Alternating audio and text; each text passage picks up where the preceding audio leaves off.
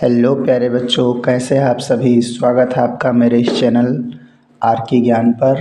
आज मैं आप सभी को क्लास 10 के एक बहुत ही महत्वपूर्ण चैप्टर के बारे में बताऊंगा, जिसका नाम है ट्रिग्नोमेट्री।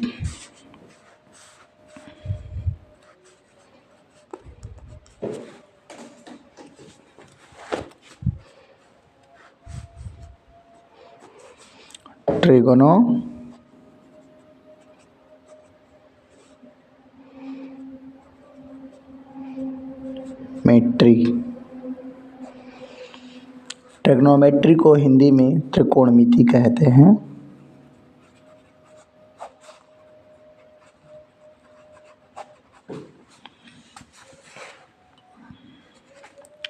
चलिए, त्रिकोणमिति होता क्या है इसको समझते हैं। त्रिकोणमिति का अर्थ होता क्या है इसको पहले आप समझ लें। त्रिकोणमिति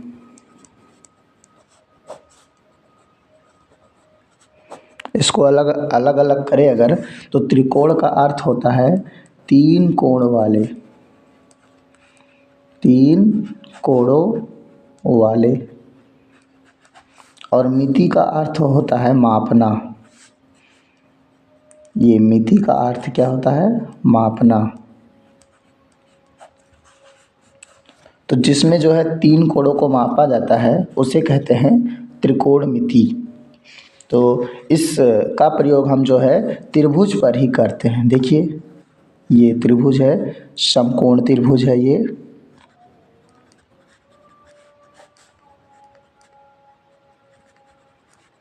और इसका एक कोण 90 अंश का होता है और बाकी दो कोण न्यून कोण के होते हैं। ठीक है।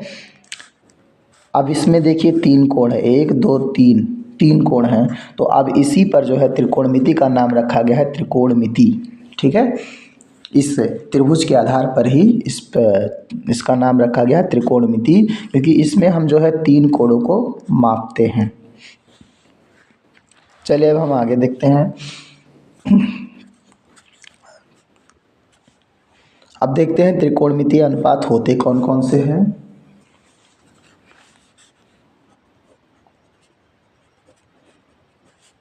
त्रिकोणमितीय अनुपात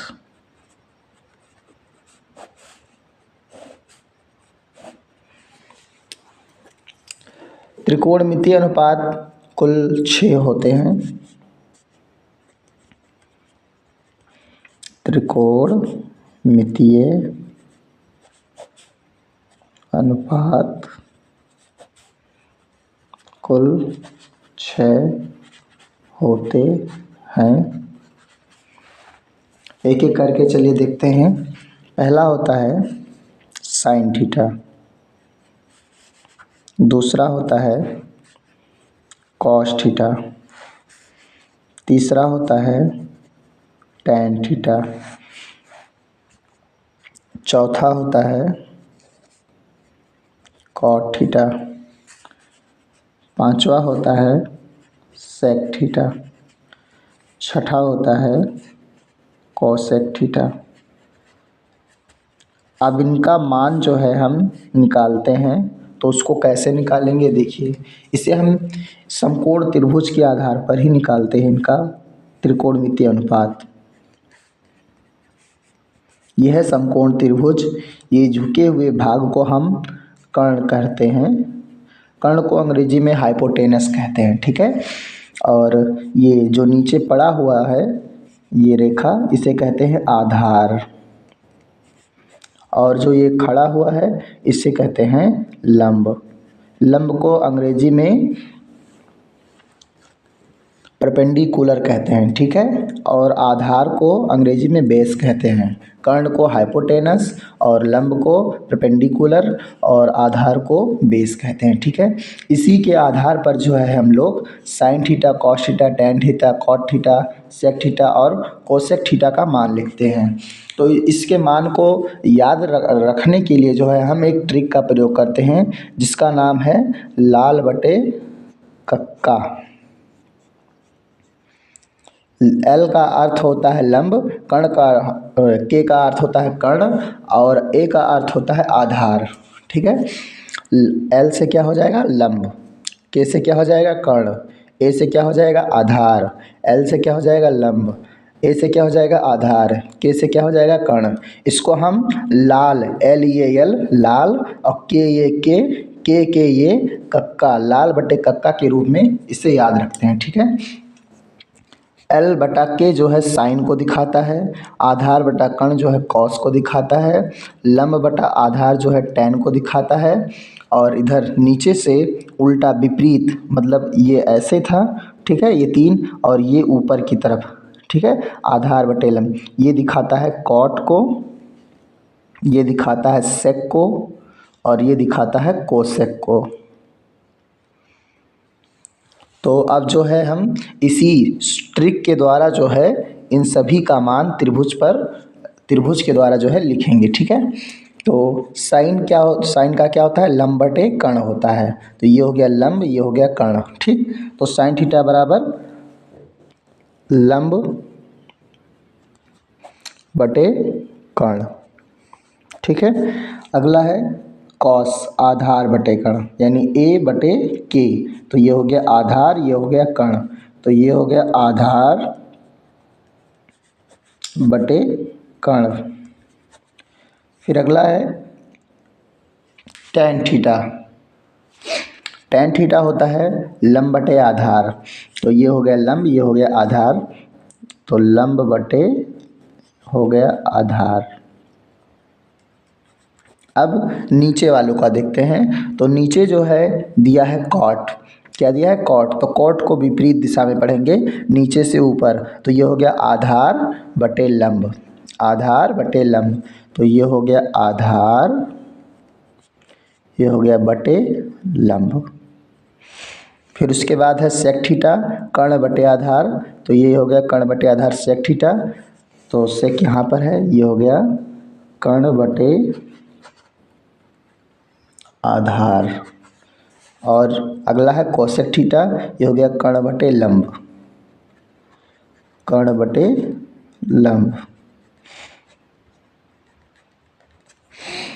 तो ये थे त्रिकोणमितीय अनुपात जो कि कुल मिलाकर 6 होते हैं। इस सबको जो है आपको लर्न होना चाहिए, याद होना चाहिए, और इस त्रिभुज के द्वारा जो है आप इस त्रिभुज और इस ट्रिक के द्वारा जो है इन 6 अनुपातों को आप अच्छे तरीके से याद कर सकते हैं, आपको कोई समस्या नहीं होगी। आप इस ट्रिक को याद रखिए लाल बट्टे कक्का और इस त्रिभुज को, जिसमें आपको पता होना चाहिए ये झुका हुआ भाग कर्ण, ये खड़ा हुआ भाग लंब और ये पड़ा हुआ भाग आधार होता है।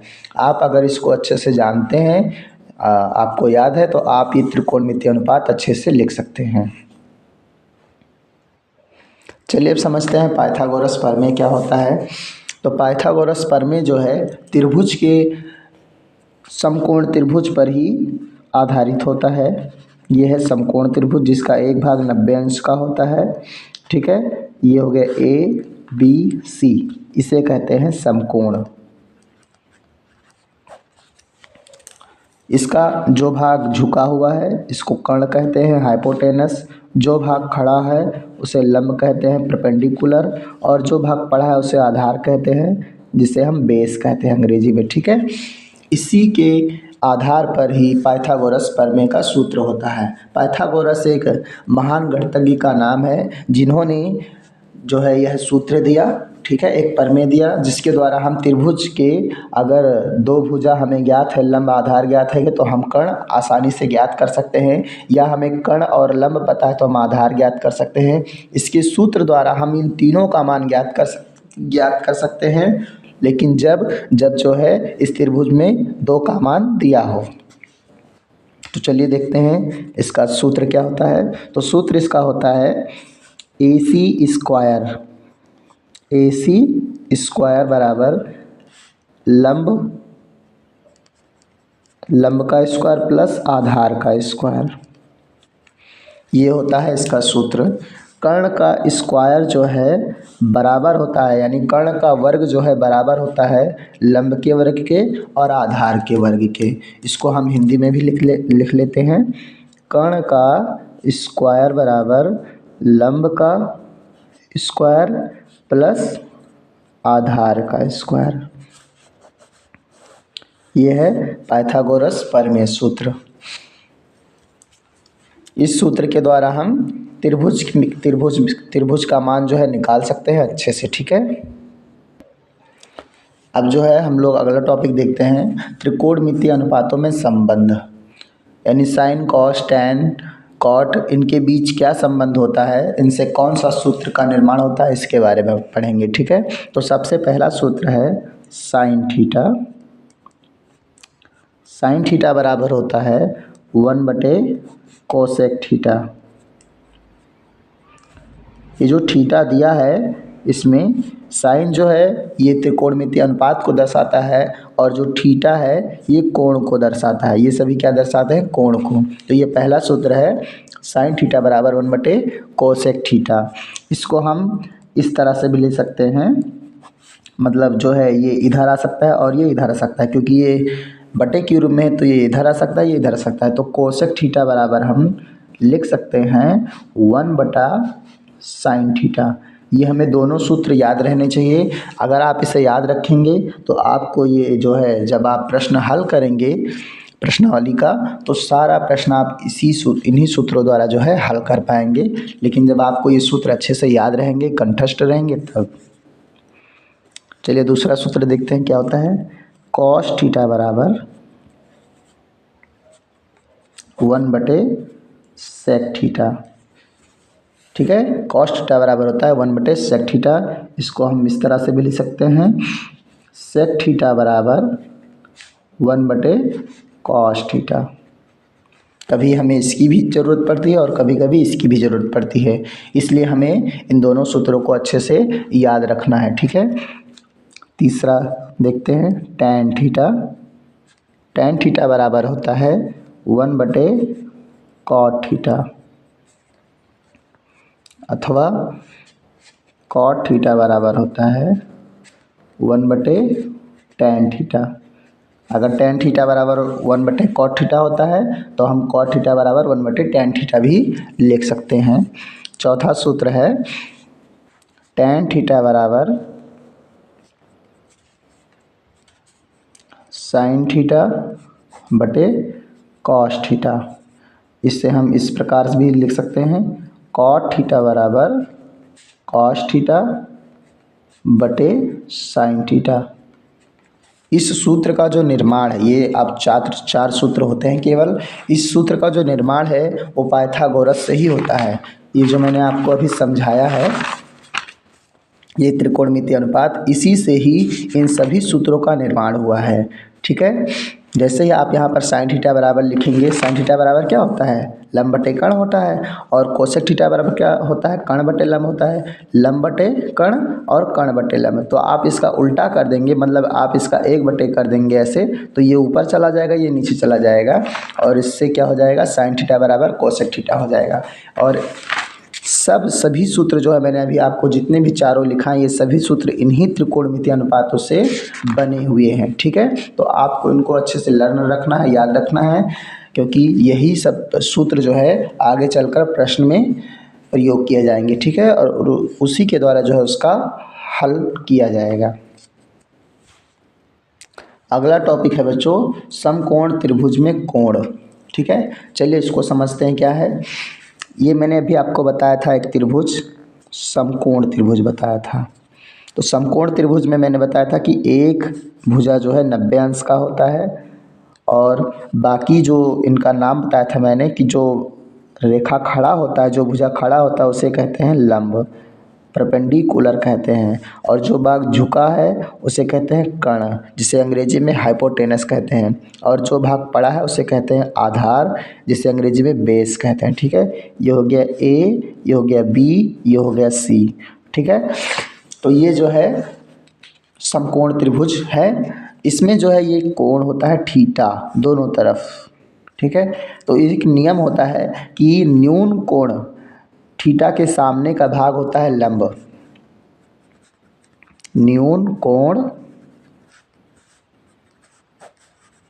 के सामने की भुजा लंब होती है।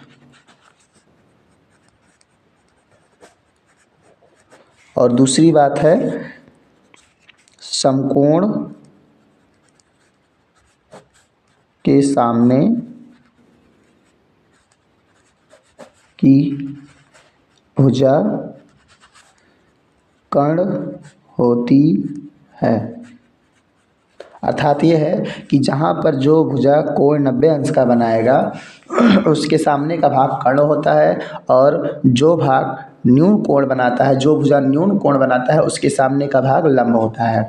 अगर यही कोण यहाँ उठ के चला आए तो ये भाग यहाँ उठ के चला आएगा और ये भाग यहाँ उठ के चला आएगा। जैसे कि देखिए ये अगला त्रिभुज देखिए, यहाँ पर ये है समकोण, ये कोण यहाँ आ जाए, ये वाला कोण यहाँ आ जाए, और ये कोण यहाँ चला गया, ये कोण तो स्थिर ही है।